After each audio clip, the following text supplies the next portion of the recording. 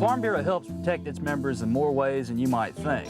They've always been the voice of agriculture in Arkansas, working on behalf of folks like me when nobody else would. And Farm Bureau stands for the values that Arkansas families care about. They've protected my right to farm and make a living, which helps everybody who likes food on the table. You know what they say, Arkansas counts on agriculture, and agriculture counts on Farm Bureau.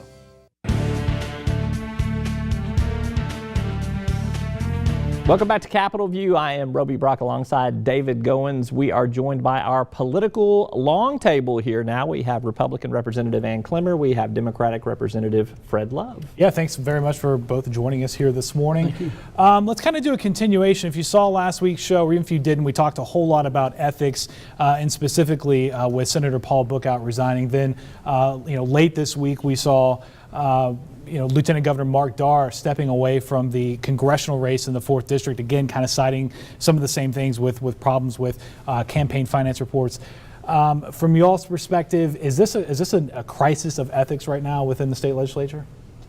I think crisis might be blowing it a little stronger than it ought to be. I think that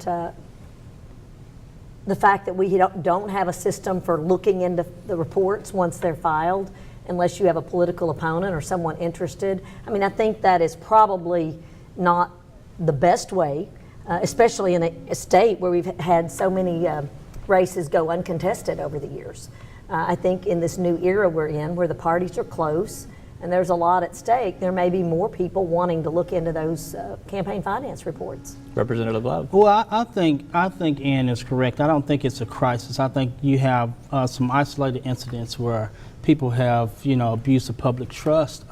It's unfortunate that this happens, but I don't think it's a crisis. Do you think it's isolated? Because I get the sense if people kind of look around a little bit, they're going to find more than just Mark Darr and Paul Bookout. Well, they might, but like I said, I don't think this is just widespread. I don't think every one out of 3 legislators are going to have any, bad, finance reports. But I think it does deserve that everybody needs to be looked into.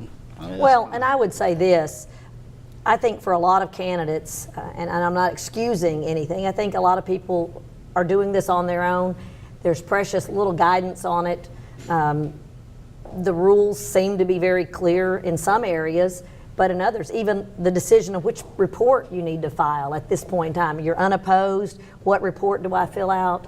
And because it's available online, and that's how I do mine, I frequently do it after 5 o'clock when there's no one to call and ask, oh, gee, what do I do here? Hey, be truthful. Did this make you guys go back and look back at your campaign finance reports? Did you go back and look at yours? No, I've done them to the best of my ability. And so what realistically may happen? There is some discussion about maybe some early review. There's been some suggestion that maybe some technology investment could help produce better results and some of that. A few things kicked around. What do you? And I think you guys are going to do an ethics refresher, I think, for everyone as well. What realistically might happen? Well, if I could jump in, I think that one thing that we get when we get elected is we have a presentation from the Ethics Commission. And to be honest, I think it was less than stellar. No offense to the Ethics Commission, but it was, it's very general, very generic. I don't think it's like we need to sit down with our reports in front of us and, people need to have hypotheticals. Okay, I'm up for re-election. I don't have an opponent. Which reports do I need to file? Clearly, which things are a violation? One of the things it says in there fairly clearly is that you can't use it for personal income and you can't buy clothing with it. Those are 2 that were very clear. Mm-hmm. I think that we do need to have not only a refresher but some more. I think that I think we need reforms across the table, but also I'm going to go to this extent. If the Ethics Commission decides that they want to put in several things, I think that we ought to. That's just, if it's to safeguard the public trust, I think we ought to go to whatever. You're talking about new positions.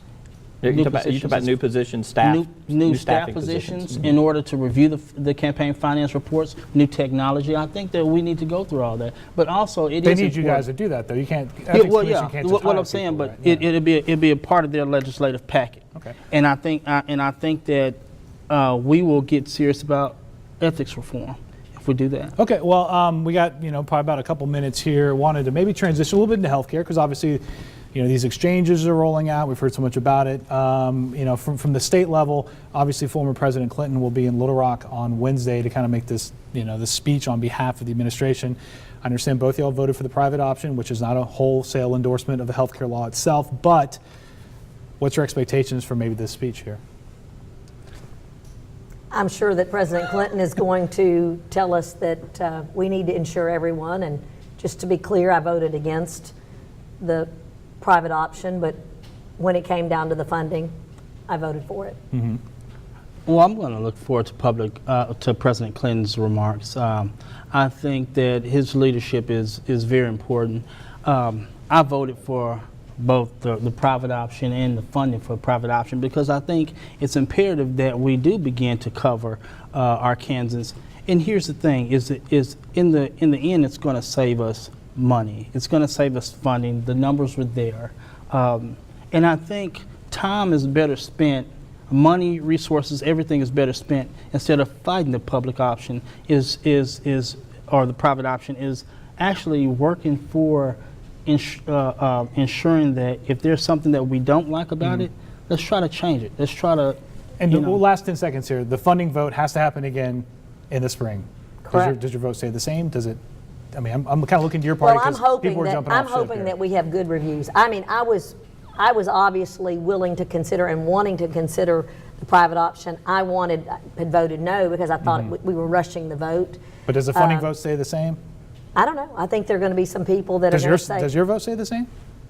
I don't know that I'm ready to say that at this time. All right. Well, it's August, so we'll give you a little more time. We've got 6 months. We'll stop there. Representative Fred Love, Representative Ann Clemmer, thanks so much for joining us on Capitol View this morning. It's a great panel. We'll be right back to wrap things up after a quick break. I'm David Goins alongside Roby Brock. You're watching Capitol View on Sunday morning on KARK.